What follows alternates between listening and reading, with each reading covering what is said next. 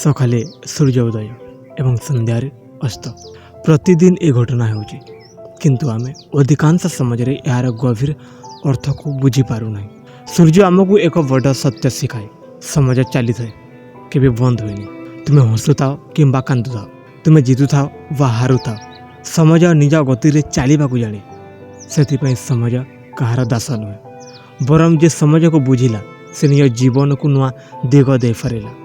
ଜୀବନରେ ଅନେକ ଲୋକ କହନ୍ତି ଏବେ ମୋ ସମାଜ ନାହିଁ, କିନ୍ତୁ ସତ୍ୟ କଥା ହେଉଛି ପରେ ବୋଲି ଯାହାକୁ ଆମେ ଭାବୁଛୁ ସେ କେବେ କେବେ ଆସିବା ପୂର୍ବରୁ ହରାଇଯାଏ।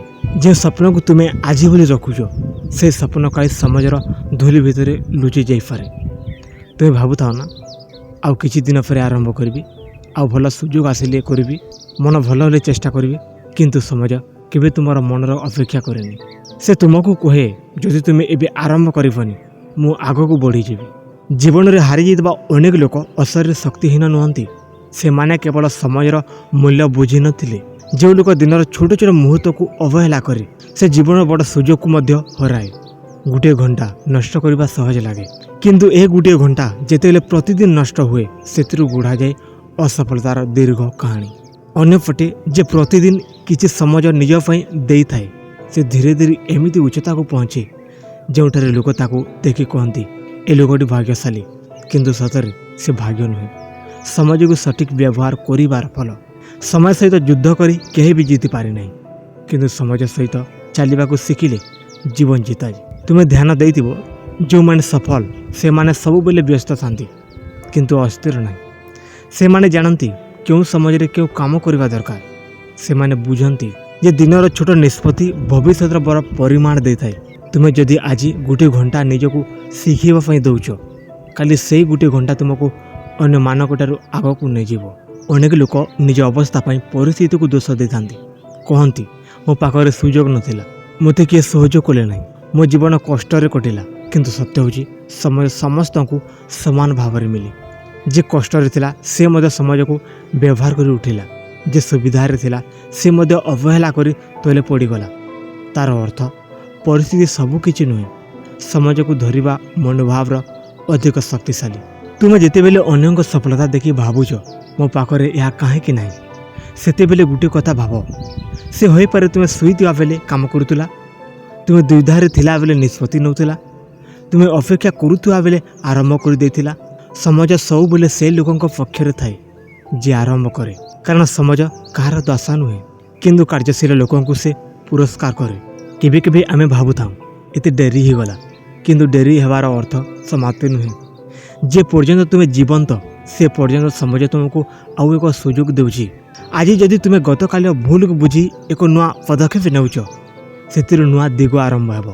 ଜୀବନରେ ଅନେକ ଲୋକ 20 ବର୍ଷ ପରେ ନୁହେଁ 40 ବର୍ଷ ପରେ ନିଜ ପଥ ଖୋଜନ୍ତି, କାରଣ ସମାଜ ଚାଲିଥାଏ, କିନ୍ତୁ ଯେ ସଚେତନ ହୁଏ ସେ ତା ଭିତରେ ନୂଆ ଅବସର ଖୋଜି ନିଏ। ସେଥିପାଇଁ ଆଜି ଯଦି ତୁମ ମନ ଭିତରେ ଗୋଟେ ସ୍ୱପ୍ନ ଅଛି ତାକୁ କାଲି ପାଇଁ ଛାଡ଼ି ଦିଅନି।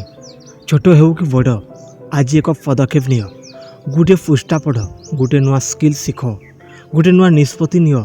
କାରଣ ଜୀବନ ଗୋଟେ ଦିନରେ ବଦଳେନି, କିନ୍ତୁ ଗୋଟେ ଦିନର ନିଷ୍ପତ୍ତି ସମଗ୍ର ଜୀବନକୁ ବଦଳାଇ ଦିଏ। ଦେଖ, ଜୀବନ ଆମକୁ ବହୁତ କିଛି ଦିଏ, କିନ୍ତୁ ସେ ସବୁକୁ ଗୋଟିଏ ସର୍ତ୍ତ ଦିଏ। ଯେତେବେଳେ ଆମେ ସମାଜର ମୂଲ୍ୟ ବୁଝୁ, ସମାଜ କାହାକୁ ବିଶେଷ ସୁବିଧା ଦିଏନି, କାହାକୁ ଅପେକ୍ଷା କରେନି, କାହା ପାଇଁ ରାସ୍ତା ରୋକେନି। ତୁମେ ଯେତେବେଳେ କମ୍ପ୍ଲେନ୍ କରୁଛ ସେତେବେଳେ ମଧ୍ୟ ସମାଜ ଚାଲୁଛି। ତୁମେ ଯେତେବେଳେ ଭୟରେ ରହୁଛ ସେତେବେଳେ ମଧ୍ୟ ସମାଜ ଆଗକୁ ବଢ଼ୁଛି। ତୁମେ ଯେତେବେଳେ ଦ୍ୱିଧାରେ ଅଟକି ଯାଉଛ ସେତେବେଳେ ମଧ୍ୟ ସମାଜ ତୁମକୁ ଆଗକୁ ଅନେକ ଦୂରକୁ ଯାଇସାରିଛି। ସେଥିପାଇଁ ଯେଉଁ ଲୋକ ଜୀବନକୁ ବଦଳାଇବାକୁ ଚାହେଁ ସେ ପ୍ରଥମେ ଘଡ଼ିର ଟିକ୍ ଟିକ୍ ଶବ୍ଦକୁ ଶୁଣିବାକୁ ଶିଖେ। ତୁମ ଜୀବନର ସବୁଠାରୁ ବଡ଼ ସତ୍ୟ ହେଉଛି ଏ ମୁହୂର୍ତ୍ତଟି ତୋ ପାଖରେ ଅଛି, କିନ୍ତୁ ପରବର୍ତ୍ତୀ ମୁହୂର୍ତ୍ତର କୌଣସି ଗ୍ୟାରେଣ୍ଟି ନାହିଁ। ତେଣୁ ଯାହା କରିବାକୁ ଇଚ୍ଛା, ଯାହା ଶିଖିବାକୁ ଇଚ୍ଛା, ଯାହା ହେବାକୁ ଇଚ୍ଛା ତାକୁ ଆଜିଠାରୁ ଆରମ୍ଭ କର। ଅନେକ ଲୋକ ଭାବନ୍ତି ଠିକ୍ ସମୟ ଆସିଲେ କାମ କରିବି, କିନ୍ତୁ ସତ୍ୟ କଥା ହେଉଛି ଠିକ୍ ସମୟ କେବେ ଆସେନି। ଆମେ କାମ ଆରମ୍ଭ କରେ ସମୟ ଠିକ୍ ହୋଇଯାଏ। ଆଜି ଯଦି ତୁମେ ଛୋଟ ନିଷ୍ପତ୍ତି ନିଅ ସେ ପଦକ୍ଷେପ କାଲି ତୁମକୁ ବଡ଼ ରାସ୍ତାରେ ନେଇଯିବ। ଜୀବନରେ ପଶ୍ଚାତାପ ସବୁଠାରୁ ଅଧିକ କଷ୍ଟ ଦିଏ, କାରଣ ଏହା ସେ ସମାଜର ସ୍ମୃତି ଯାହା ଆମେ ବ୍ୟର୍ଥ କରିଦେଉଛୁ। ଗୋଟେ ଦିନ ତୁମେ ପଛକୁ ଦେଖିବ ଏବଂ ଭାବିବ କାହିଁକି ସେତେବେଳେ ଆରମ୍ଭ କରିନଥିଲି, କାହିଁକି ଭୋଜକୁ ଜିତି ନଥିଲି, କାହିଁକି ନିଜକୁ ଆଉ ଥରେ ସୁଯୋଗ ଦେଇନଥିଲି। କିନ୍ତୁ ସେ ପଶ୍ଚାତାପ ଆଗରୁ ଆଜି ନିଜକୁ ଯୋଗାଇ ଦିଅ। ଆଜିର ସଂକଳ୍ପ କାଲିର ଗର୍ବ ହୋଇପାରେ, ଆଜିର ପରିଶ୍ରମ କାଲିର ସଫଳତା ହୋଇପାରେ, ଆଜିର ଡିସିପ୍ଲିନ୍ କାଲିର ସ୍ୱାଧୀନତା ହୋଇପାରେ। କେବେ କେବେ ତୁମେ ଅନୁଭବ କରିପାର ଯେ ତୁମର ଚେଷ୍ଟାର ଫଳ ତୁରନ୍ତ ମିଳୁନାହିଁ। ଲାଗିପାରେ ଯେ ତୁମେ ଦୌଡ଼ୁଛ କିନ୍ତୁ ଗନ୍ତବ୍ୟ ଆସୁନାହିଁ। କିନ୍ତୁ ମନେ ରଖ, ସମାଜ ନୀରବ ଭାବରେ କାମ କରେ। ଗୋଟେ ବୀଜ ପୋତିଲା ପରେ ଗୋଟେ ଦିନରେ ବଡ଼ ହୁଏନି, କିନ୍ତୁ ଭିତରେ ଭିତରେ ତାର ମୂଳ ମଜବୁତ ହୁଏ। ସେହିପରି ତୁମର ପ୍ରତ୍ୟେକ ସତ୍ୟ ପରିଶ୍ରମ, ପ୍ରତ୍ୟେକ ଧୈର୍ଯ୍ୟ, ପ୍ରତ୍ୟେକ ସଠିକ୍ ନିଷ୍ପତ୍ତି ଅଦୃଶ୍ୟ ଭାବେ ତୁମ ଭବିଷ୍ୟତକୁ ଗଢ଼ୁଛି। ଯେଉଁମାନେ ସମାଜକୁ ଅବହେଳା କରନ୍ତି ସେମାନେ ପରେ ସମାଜକୁ ଦୋଷ ଦେଇଥାନ୍ତି, କିନ୍ତୁ ଯେଉଁମାନେ ସମାଜକୁ ସାଥୀ କରନ୍ତି ସେମାନେ ଧୀରେ ଧୀରେ ନିଜ ନାମ ତିଆରି କରନ୍ତି।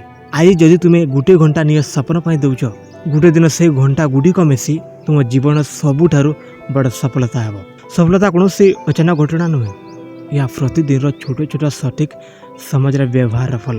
ତୁମେ ଅନ୍ୟମାନଙ୍କ ସହିତ ନିଜକୁ ତୁଳନା କରିବା ବନ୍ଦ କର, କାରଣ ପ୍ରତ୍ୟେକ ଲୋକଙ୍କର ରାସ୍ତା ଅଲଗା, କିନ୍ତୁ ସମାଜ ସମସ୍ତଙ୍କୁ ସମାନ ଭାବରେ ମିଳେ। ତୁମେ ଯାହା ହରାଇଛ ସେଥିରେ ଅଟକି ରହିବା ଅପେକ୍ଷା ଯାହା ଅଛି ତାକୁ ବ୍ୟବହାର କର। ଏହି ଦିନ, ଏହି ସକାଳ, ଏହି ମନ, ଏହି ଶରୀର, ଏସବୁ ହେଉଛି ତୁମ ପାଖରେ ଥିବା ସାଧନ। ଯେଉଁ ଲୋକ ଏହି ଛୋଟ ଛୋଟ ସାଧନକୁ ମୂଲ୍ୟ ଦେଉଛି ସିଏ ଆଗକୁ ବଢ଼ିଯାଏ। ଏ ପୃଥିବୀରେ ଯେଉଁମାନେ ଇତିହାସ ଲେଖିଛନ୍ତି ସେମାନେ ସମାଜକୁ ହରାଇ ନଥିଲେ, ସେମାନେ ସମାଜକୁ ବୁଝିଥିଲେ। ସେମାନେ ଜାଣିଥିଲେ ଯେ ପ୍ରତ୍ୟେକ ଦିନ ଏକ ନୂଆ ସୁଯୋଗ। ସେଥିପାଇଁ ଆଜିର ଦିନକୁ ସାଧାରଣ ଭାବି ହରାଇ ଦିଅନି। ଏ ଦିନ ହୋଇପାରେ ତୁମ ଜୀବନର ଟର୍ଣ୍ଣିଂ ପଏଣ୍ଟ। ଏ ମୁହୂର୍ତ୍ତ ହୋଇପାରେ ସେହି ମୁହୂର୍ତ୍ତ ଯେଉଁଠାରୁ ତୁମେ ନୂଆ ଜୀବନ ଆରମ୍ଭ କରିପାରିବ।